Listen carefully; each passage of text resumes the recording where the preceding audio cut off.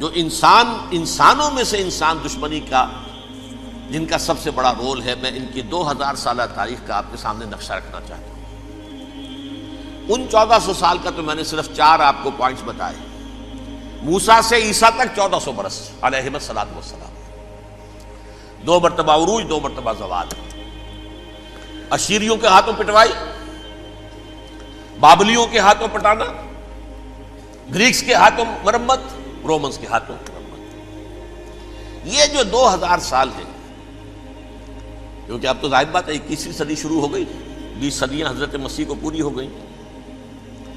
پہلی بات نوٹ کیجئے، حضرت مسیح کی پیدائش ہے سن 1 قبل مسیح۔ یہ نقطہ آپ نے کبھی سنا ہے یا نہیں؟ جب ملینیم کا سلسلہ شروع ہوا تھا پچھلے سال، تو میں نے بیان کر دیا تھا کہ ایک عجیب حساب کے اندر انہوں نے غلطی کی ہوئی ہے۔ حضرت مسیح کی پیدائش ہوئی 25 دسمبر کو، سن انہوں نے شروع کر دیا، جو اس کے بعد جنوری آئی تو پہلا سال شروع ہو گیا۔ اگر جنوری سے پہلا سال شروع ہوا تو یہ 6 دن جو ہے تو اس کے پچھلے سال میں تھے، لہذا کہا جائے گا کہ Jesus Christ was born 1 year before Christ BC۔ تو 1 قبل مسیح میں حضرت مسیح کی پیدائش ہوئی۔ یہ آخری اسرائیلی نبی اور رسول۔ یہودی علماء کی مخالفت، دشمنی، سولی پر چڑھوا دینا میں بیان کر چکا ہوں۔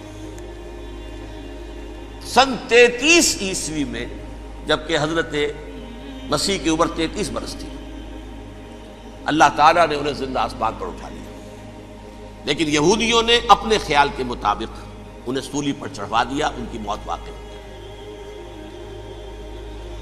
اگرچہ اس کے بعد یہ اختلاف ہے ان میں، یہودی کہتے ہیں وہ سولی پر چڑھ گیا، ختم ہوا، مر گیا۔ عیسائی کہتے ہیں نہیں، انتقال ہوا ہے مسیح کا صلیب پر، لیکن پھر وہ دوبارہ زندہ ہو گئے ہیں۔ ان کی لاش ایک غار میں رکھ دی گئی تھی، وہاں ریزریکشن ہو گیا، ان کا باعث بعد الموت وہی ہو گیا، اور پھر انہیں اللہ نے زندہ آسمان پر اٹھا لیا۔ تو ہمارے اور عیسائیوں کے درمیان نوٹ کر لیجئے، یہ چیز مشترک ہے کہ حضرت مسیح آسمان پر زندہ اٹھائے گئے۔ فرق کیا ہے؟ وہ سمجھتے ہیں کہ سولی دیے گئے، سولی پر مرے، پھر زندہ ہوئے، پھر گئے۔ ہم سمجھتے ہیں کہ نہیں، وما صلبوہ وما قتلوہ، انہوں نے نہ صلیب دے سکے انہیں اور نہ انہیں قتل کر سکے، بل رفعہ اللہ الیہ، اللہ نے اٹھا لیا۔ پھر ہمارا اور یہ اس کا عیسائیوں کا ایک اور اتفاق ہے، سیکنڈ کمنگ آف جیسس، حضرت مسیح دوبارہ آئیں گے۔ یہ عیسائیوں کا بھی عقیدہ ہے اور ہمارا بھی۔ بہرحال تو جیسا کہ میں نے عرض کیا کہ اس وقت یہ عذاب استیصال، عذاب اکبر کے مستحق ہو چکے تھے، لیکن اللہ نے ان کی مدت دراز کی ہے، لیکن ان پر دنیاوی عذاب کا ایک کوڑا جو ہے اللہ تعالیٰ کی طرف سے اسی وقت برسا۔ دنیاوی عذاب دنیا میں رہتے ہوئے ختم نہیں کیا گیا۔ 37 برس بعد، حضرت مسیح کے رفع سماوی کے 37 برس بعد، سن 70 میں یہودیوں نے بغاوت کی رومیوں کے خلاف۔ رومی ٹائٹس جنرل تھا ایک، اس نے پھر جو حملہ کیا ہے، 1,33,000 یہودی ایک دن میں قتل کیا یروشلم میں، اور ہیکل سلیمانی گرا دیا۔ وہ ہیکل پہلے بھی گرا تھا، پہلے 1400 سال کے دوران میں بھی نبوکڈنضر نے گرایا تھا، لیکن پھر اس کے 150 سال بعد انہوں نے دوبارہ بنا لیا تھا، اس لیے وہ اسے سیکنڈ ٹیمپل کہتے ہیں۔ پہلا ٹیمپل جو حضرت سلیمان نے بنایا تھا، نبوکڈنضر نے گرا دیا 587 قبل مسیح میں، پھر دوبارہ انہوں نے 150 سال کے بعد بنا لیا۔ وہ اس تاریخ کا حصہ ہے، میں نے جس کے بارے میں آپ کو تفصیل نہیں بتائی۔ اس میں یہ ہوا سن 70 میں وہ گرا دیا گیا، وہ آج تک گرا پڑا ہوا ہے۔ نمبر 2، یہ کہہ دیا گیا کہ یہودیوں اس ارض فلسطین سے نکل جاؤ، تم یہاں نہیں رہ سکتے اب۔ لہذا جس کا جہاں سینگ سمایا چلا گیا، یورپ میں چلے گئے، ایشیا میں آ گئے، عرب میں آ گئے یہ 3 قبیلے جو رات بھی میں نے عرض کیا تھا، بنو قینقاع، بنو نذیر اور بنو قریظہ، یہ وہاں سے آ کے مدینے میں آباد ہو گئے۔ جس کا جہاں سینگ سمایا، افریقہ میں، ہندوستان میں، جہاں چلے گئے۔ ڈایاسپورا اسے کہتے ہیں، وہ آپ نوٹ کر لیجیے اس لفظ کو، ڈایاسپورا، ہمارا دور انتشار، جبکہ ہمیں ہماری اصل سرزمین تو فلسطین ہے، حضرت ابراہیم کا مسکن، حضرت اسحاق حضرت یعقوب کا مسکن فلسطین، یہ ہے ہماری اصل جاگیر، یہ تو ہماری جدی پشتی جاگیر ہے، لیکن یہاں سے نکال دیے گئے سن 70 عیسوی میں، اور وہاں سے لے کے 1917 تک ان کا ڈایاسپورا جاری رہا۔ یہ دور انتشار ہے۔ اس دور انتشار کے اب چند حصے ہیں جس کو میں چاہتا ہوں کہ آپ علیحدہ علیحدہ سمجھ لیں۔ دور انتشار کا جو پہلا جو ہے تقریباً 300 برس رومی حکمران تھے، وہ یہودیوں کے بھی دشمن تھے اور عیسائیوں کے بھی دشمن تھے، عیسائی اور یہودی ایک دوسرے کے بھی دشمن تھے، لیکن رومی سمجھتے تھے کہ یہ ایک ہی تھیلی کے چٹے بٹے ہیں۔ رومیوں کے نزدیک عیسائی بھی یہودیوں ہی کا ایک فرقہ تھے، کوئی علیحدہ مذہب تو تھا ہی نہیں، لہذا رومی جو ہیں رومنز وہ ان دونوں کو ستاتے تھے، مارتے تھے، اور یہ آپس میں لڑتے تھے، یہودی عیسائیوں کو مارتے تھے، عیسائی یہودیوں کو مارتے تھے۔ یہ ہے 300 برس تک کی تاریخ۔ سن 300 عیسوی میں کیا ہوا؟ ایک معجزہ ہو گیا۔ بہت عظیم ایمپرر کانسٹینٹائن، قسطنطین اعظم، رومن ایمپررز میں سے بہت بڑا ایمپرر، وہ عیسائی ہو گئے۔ اب تو معاملہ بالکل تلپٹ ہو گیا، پوری سلطنت عیسائی ہو گئی۔ اب عیسائیوں کے عیش ہو گئے اور یہودیوں پہ مار پڑنی شروع ہوئی۔ اب عیسائیوں کا آپ خود سوچئے کہ جنہیں وہ خدا بنا بیٹھے ہیں، خدا کا بیٹا قرار دے رہے ہیں، ان کے قاتل کون؟ یہودی بدماش۔ لہذا ان کی وہ پٹائی شروع ہوئی ہے یورپ میں، پوری رومن امپائر میں انہیں ذلیل کیا گیا، شہروں میں آمد بند، علیحدہ رہو، گھیٹوز کے اندر رہو۔ یہودی کا نام جو ہے وہ گالی بن گیا، جیسے آج بھی یہودی گالی کہتے ہیں، جیسے خنزیر کا لفظ، آخر وہ بھی اللہ کی مخلوق ہے، لیکن آپ کو معلوم ہے کوئی شخص زبان پہ نام نہیں لانا چاہتا خنزیر کا، سور کا، ہے تو مخلوق وہ بھی ایک حیوان ہے۔ ایسے ہی یہ ہے یہودی گالی، جیوٹ گالی۔ لہذا ایک طرف تو ان دونوں کے درمیان دشمنی، جس کو قرآن کہتا ہے وَأَغْرَيْنَا بَيْنَهُمُ الْعَدَاوَةَ وَالْبَغْضَاءَ، ہم نے ان کے مابین دشمنی جو ہے پیدا کر دی ہے۔ اور جب یہ پوری سلطنت عیسائی ہو گئی تو قافیہ تنگ ہو گیا یہودیوں کا۔ اب آئیے 571 عیسوی، یعنی جبکہ ڈایاسپورا کو کتنا عرصہ ہو چکا تھا؟ 500 برس۔ سن 70 سے شروع ہوا نا ڈایاسپورا، جب ٹائٹس نے گرایا ہے ہیکل کو اور نکال باہر کیا انہیں فلسطین سے، بھاگ جاؤ یہاں ایک یہودی بھی نہیں رہے گا، فلسطین سے نکال دیے گئے۔ اس کے پورے 500 برس بعد سن 571 عیسوی میں حضور کی پیدائش ہوئی، ولادت باسعادت محمد رسول اللہ صلی اللہ علیہ وسلم۔ 610 میں آپ پر وحی کا آغاز ہوا، لیکن حضور کے ساتھ ان کا معاملہ کیا رہا؟ اول تو جبکہ حضور ابھی مکے ہی میں تھے، یہودیوں نے ریشہ دوانیاں شروع کر دی حضور کے خلاف۔ قریش مکہ کو سکھاتے تھے، پڑھاتے تھے، ان سے یہ پوچھو، ان سے یہ پوچھو، انہیں اس طرح تنگ کرو، ان سے یہ امتحان لو، یہ آپ کے علم میں ہے۔ سورہ بنی اسرائیل میں، سورہ کہف میں وہ سوالات، جو امتحانی سوالات آئے تھے، ذوالقرنین کون تھا، اصحاب کہف کون تھے، تم رسول بنے پھرتے ہو تو بتاؤ، اور یہ روح کی حقیقت کیا بتاؤ، یہ ساری ریشہ دوانیاں کر رہے تھے بیٹھے ہوئے، ابھی وہیں پر حضور ابھی پہنچے بھی نہیں۔ ہجرت فرما کر حضور تشریف لے آئے تو حضور نے، جسے ماسٹر سٹروک کہا جائے گا، یعنی اسٹیٹس مین شپ کا ماسٹر سٹروک، آپ نے مدینے میں آتے یہودیوں کے ساتھ پیکٹ کر دیا، جوائنٹ ڈیفنس پیکٹ آف مدینہ، کہ اگر مکے والے ہم پر حملہ کریں گے تو ہم مل جل کر ایک قوم کی حیثیت سے مقابلہ کریں گے۔ یہ میثاق مدینہ کہلاتا ہے، جس کے بہت غلط معنی پہنائے جا رہے ہیں آج کل۔ بہرحال میں موضوع میرا چونکہ یہ نہیں، میں ادھر نہیں جاؤں گا، لیکن ہوا کیا؟ ہر مرتبہ یہ خیانت کے مرتکب ہوئے، ان نے جو عہد کیے تھے ان سے پھرے، اندر ہی اندر سازش، ریشہ دوانی، حضور کی بدترین دشمنی۔ سورہ نساء کی آیت نمبر 12 میں 14 میں 13 میں فرمایا ہے لا تزال تطلع علی خائنۃ منہم، اے نبی ہمیشہ آپ کے علم میں ان کی طرف سے خیانتیں، بددیانتیاں آتی رہیں گی. اور بار بار وہ مسلسل جنگ کی آگ بھڑکاتے تھے. قریش کو دعوت دیتے، آؤ آؤ آؤ ہم اندر سے بغاوت کر دیں گے، تم آؤ تو صحیح، ختم کریں محمد کو اور اہل ایمان کو صلی اللہ علیہ وسلم رضی اللہ تعالی عنہ اجمعین.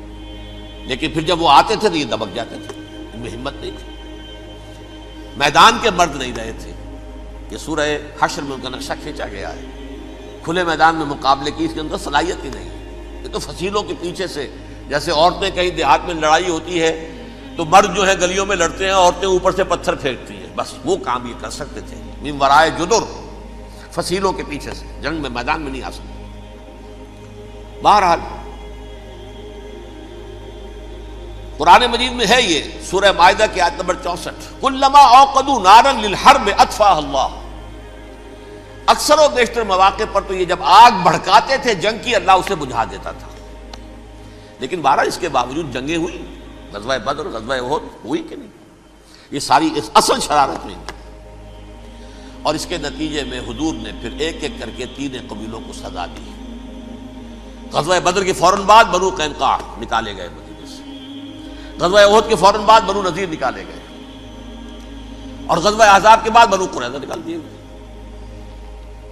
یہ تو میں نے آپ کے سامنے رکھ دیا صرف حضور کے زمانے میں ان کا کیا رویہ رہا. دشمن، رات بھی ہم نے وہ آیت پڑھی تھی، لَتَجِدَنَّ أَشَدَّ النَّاسِ عَدَاوَةً لِلَّذِينَ آمَنُوا الْيَهُودُ وَالَّذِينَ أَشْرَكُوا. اہل ایمان کی دشمنی میں شدید ترین تم پاؤ گے یہودیوں کو اور مشرکین. مشرکین بھی بعد میں ہے، پہلے یہودی. حضور کے بعد کیا ہوا اب یہ نوٹ کیجئے، یہ ان کی تاریخ کا دوسرا دور. حضرت عمر رضی اللہ تعالیٰ عنہ کا عہد خلافت ہے. بیت المقدس کا محاصرہ کیا گیا، فصیل بڑی اونچی، شہر اندر سے سیلف سفیشینٹ، حملے کا راستہ کوئی نہیں. محاصرہ طول کھینچ رہا ہے لیکن ان کے پاس رسد بھی موجود ہے، پانی بھی موجود ہے، وہ دروازے بند کر کے بیٹھے ہوئے ہیں. بالآخر اللہ تعالیٰ کی مشیت کا ظہور کیسے ہوا؟ ان کے کچھ علماء آئے فصیل پر، کہا دیکھو مسلمانوں، تم قیامت تک بھی یہاں پڑے رہو گے محاصرہ کر کے، ہمارا یہ شہر فتح نہیں ہوگا. ہاں ایک درویش بادشاہ کے ہاتھوں یہ شہر فتح ہونا ہے، لیکن تمہارے اندر ہمیں وہ نظر نہیں آ رہا. ابو عبیدہ بن الجراح رضی اللہ تعالی عنہ، امین هذه الامہ، ان کا فوراً ذہن گیا وہ درویش بادشاہ مدینے میں بیٹھا ہوا ہے، عمر رضی اللہ تعالی.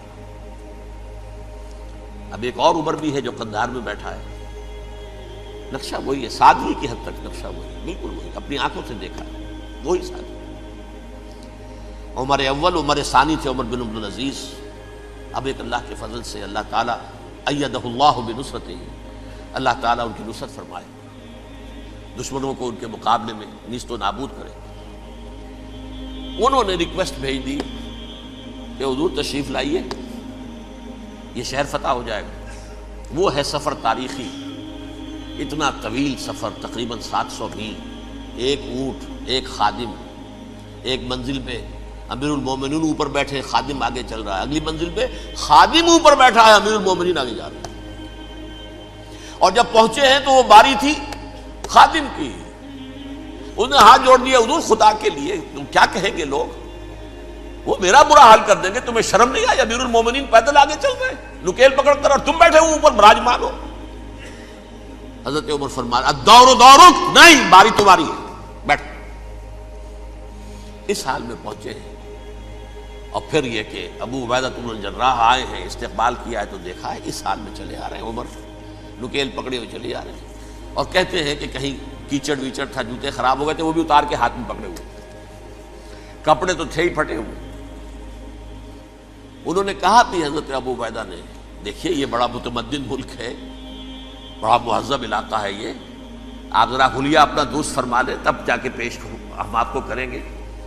آپ نے فرمایا نحن قوم اعزنا اللہ بالاسلام، ہم وہ قوم ہیں جنہیں اللہ نے عزت دی ہے اسلام کے ذریعے سے. کپڑوں کے ذریعے سے نہیں، دولت کے ذریعے سے نہیں۔ اسی حال میں گئے ہیں، اوپر سے انہوں نے کھڑے ہو کر نشانیاں دیکھی ہیں، اپنی کتابیں کھولی، ہاں یہ وہی ہے، اچھا لو جی سرنڈر، شہر تمہارے ہاتھ میں۔ خون کا ایک قطرہ نہیں بہا اور بیت المقدس فتح ہو گیا۔ لیکن اس وقت حضرت عمر نے ایک نرمی یہ کی کہ یہودیوں کے لیے بھی اسے اوپن سٹی قرار دے دیا۔ یہ احسان عظیم حضرت عمر کا۔ اس سے پہلے یہودی آ ہی نہیں سکتا تھا، داخل ہی نہیں ہو سکتا تھا، وہاں وہ آ کر وزٹ نہیں کر سکتا تھا، زیارت نہیں کر سکتا تھا اپنے مقدس مقامات کی۔ حضرت عمر نے یوں سمجھیے کہ تقریباً 550 برس کے بعد ان کے لیے راستہ کھولا ہے کہ ہاں تم آ سکتے ہو، زیارت کر سکتے ہو۔ لیکن یہ عیسائیوں نے لکھوایا معاہدے کے اندر، انہیں یہاں آپ آباد ہونے کی اجازت نہیں دیں گے، لیکن کم وزٹ دی پلیسز، دیکھیں زیارتیں کریں اور جائیں۔ یہ معاہدہ حضرت عمر کا ہے رضی اللہ تعالیٰ، جو پھر خلافت راشدہ کے بعد بنو امیہ نے بھی اس کو آنر کیا، بنو عباس نے کیا۔ پھر جو ہمارے یہ ترکوں میں اندر خلافت آئی تو ترک خلفاء نے بھی اس معاہدے کی پوری پابندی کی۔ فلسطین میں آ سکتے ہیں یہودی صرف زائرین کی حیثیت سے، وہاں آباد نہیں ہو سکتے۔ اب آئیے اگلا دور آیا حضرت عثمان کا دور خلافت۔ یہ ہے وہ وقت کہ اب یہود نے امت مسلمہ کی پیٹھ میں چھرا گھونپا۔ وہ کیسے؟ ایک یہودی عبداللہ ابن سبا اسلام کا لبادہ اوڑھ کر آ گیا،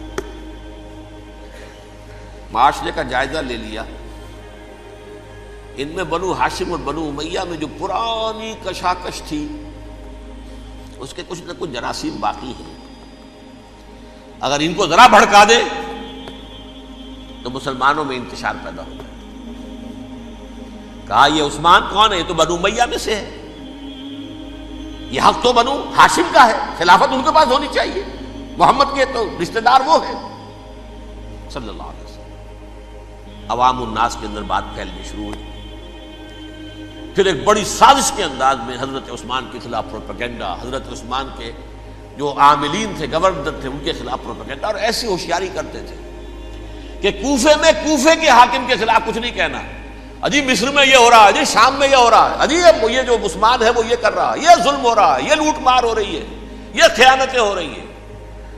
اب نہ تو اس زمانے میں مینز آف کمیونیکیشن، کیسے تصدیق کریں؟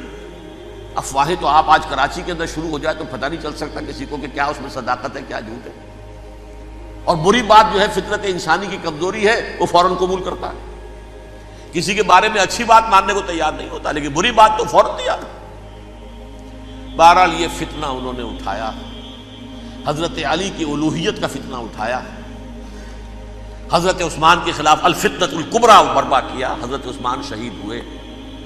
اس کے بعد 5 برس تک مسلمان ایک دوسرے کی گردنیں کاٹتے رہے، باہمی خانہ جنگی ہوئی، امت کو وہ زخم لگایا ہے جو آج تک جس سے خون رس رہا ہے۔ یہ شیعان عثمان اور شیعان علی تھے جو بعد میں پھر سنی اور شیعہ ہو، اور آج تک فتنہ کس نے جگایا؟ ایک عبداللہ ابن سبا یہودی اور اس کے کارندے، شیطان کا ایجنٹ، اور انسانوں میں سے بھی اس کے جو بھی حواریین تھے اور شیطانوں کے اندر سے بھی تھے، انہوں نے بھی اس آگ کو بھڑکایا۔ یہ آپ سوچ لیجئے کہ یہ کس نے وہ زخم لگایا؟ یہودی۔ اگلا دور آیا، خلافت راشدہ ختم ہوئی، بنو امیہ کا بھی دور کافی گزر گیا۔ طارق ابن زیاد 712 عیسوی میں حملہ کرتے ہیں اسپین پر۔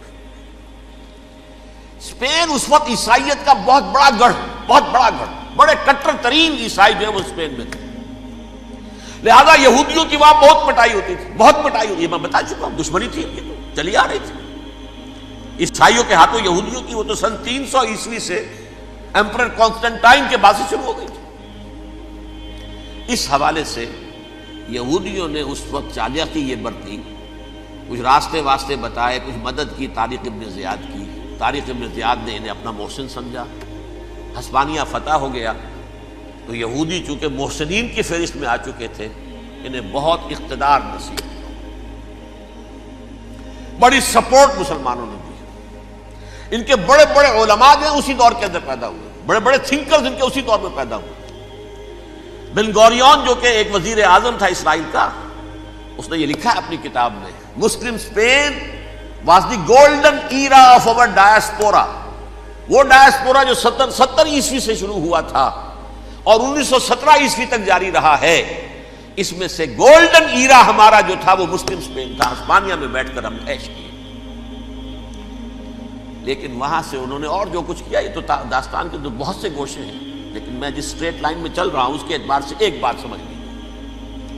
وہاں بیٹھ کر انہوں نے اب عیسائیت کی پیٹھ میں چھرا گھونپا، پروٹیسٹنٹ مذہب پیدا کیا، تقسیم کر دیا. جیسے شیعہ سنی کی تقسیم، عبداللہ ابن سبا، رومن کیتھولک اور پروٹیسٹنٹ کی تقسیم، یہودی علماء. ہوتا کیا تھا؟ ہسپانیہ کی یونیورسٹیاں ہیں، کارڈووا میں ہے، ٹولیڈو میں ہے، گریناڈا میں ہے، غرناطہ، قرطبہ، تولیتلا، اور وہاں آتے تھے لوگ. فرانس سے چلے آ رہے ہیں نوجوان پڑھنے کے لیے، جرمنی سے چلے آ رہے ہیں، اٹلی سے چلے آ رہے ہیں. 3 ہی ملک قریب ترین پڑھتے ہیں سینٹرل جو یورپ کے ہیں. یہاں پر جو ہے وہ اسلام جو نور پھیلا رہا تھا اس سے بھی مستفیض ہوئے. جہالت کے جو ہے پردے ان کے وہ چھٹے. اس کے ساتھ ہی وہ یہودی وہاں ان کے اندر جو جراثیم داخل کر رہے تھے وہ اس عیسائیت کے خلاف بغاوت تھی جو اس وقت دنیا میں عیسائیت اس وقت تھی. پوپ کا راج تھا دنیا میں اس وقت. یورپ میں جو عیسائیت تھی اس میں ایک طرف بادشاہ تھے، لیکن بادشاہوں کی حیثیت وہاں پر یوں سمجھ لیجئے کٹ پتلیوں کی تھی. اصل قوت پوپ کے ہاتھ میں تھی. اور پوپ کو انہوں نے جیسے قرآن نے کہا اتخذوا احبارهم ورهبانهم اربابا من دون اللہ، کیونکہ سینٹ پال نے شریعت موسوی ساقط کر دی تھی تو اب شریعت تھی ہی نہیں. پوپ کو اختیار تھا جس چیز کو چاہے حلال قرار دے دے، جس چیز کو چاہے حرام قرار دے دے. اتخذوا احبارهم ورهبانهم اربابا من دون اللہ. انہوں نے کہا صاحب یہ پوپ کس بلا کا نام ہے، یہ بھی انسان ہے. بات تو ٹھیک تھی نا، اصل حیثیت تو کتاب کی ہونی چاہیے، ڈیوائن بک، دی ریویلڈ اسکرپچر. لہذا اور یہ کتاب ہر شخص پڑھ سکتا ہے.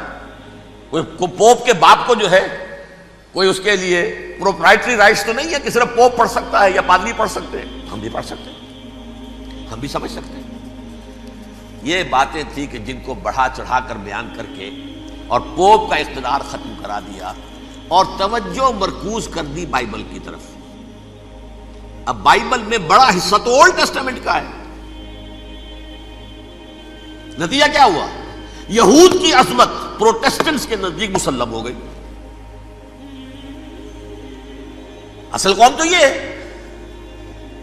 وہ دشمنی بدلی کہ نہیں بدلی؟ موسیٰ کے امتی یہ ہے، تورات موسیٰ کو دی گئی، ابراہیم کی نسل یہ ہے. لہذا وہ جو دشمنی تھی، جو عداوت تھی کہ ہمارے خدا کو سولی چڑھانے والے ہیں یہ بدماش، اس کا ازالہ ہوا اس پروٹیسٹنٹ مذہب کے نتیجے میں. یہ میں اب آپ کو بتاتا ہوں کہ ایک نتیجہ وہ نکلا ہے جسے برٹرنڈ رسل نے بیان کیا ہے. اس کی کتاب ہے ان پریز آف آئیڈلنس، صفحہ 108.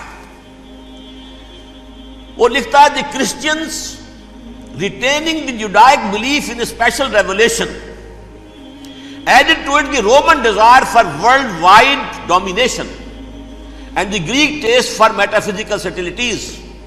دی combination produce the most fiercely persecuting religion that the world has yet known. یہ 3 چیزیں آ کر عیسائیت میں مل گئی. ایک تو جب یہ اولڈ ٹیسٹامنٹ جو ہے وہ ان کے ہاتھ میں آ گئی، اور اس کے میں کچھ آپ کو بتا دیتا ہوں کہ اولڈ ٹیسٹامنٹ کی تعلیمات، کیونکہ یہ اولڈ ٹیسٹامنٹ جو ہے یہ محرف تھی. اصل تورات تو گم ہو گئی تھی 587 قبل مسیح میں، جب پہلی مرتبہ ہیکل جو ہے تباہ ہوا ہے اس وقت ختم ہو گئی تھی. اس کے کوئی 150 سال کے بعد انہوں نے یادداشتوں سے مرتب کر کے لکھی ہے. اب اس میں ان کے اپنے خیالات، اپنے امانی، اپنی توجیحات وہ شامل ہو گئی. لہذا میں آپ کو حوالے دیتا ہوں اس کتاب کے اندر مظالم کی جو تعلیم دی گئی ہے، اہل کتاب نے اپنے مظالم قتل عام کے جواز کے لیے تورات میں تبدیلیاں کی اور پیغمبروں پر دہشت ناکی اور بدترین حرام کاری کے الزامات لگائے. سنیے، پہلا حوالہ ہے یہ گنتی باب 31 آیات 17-18.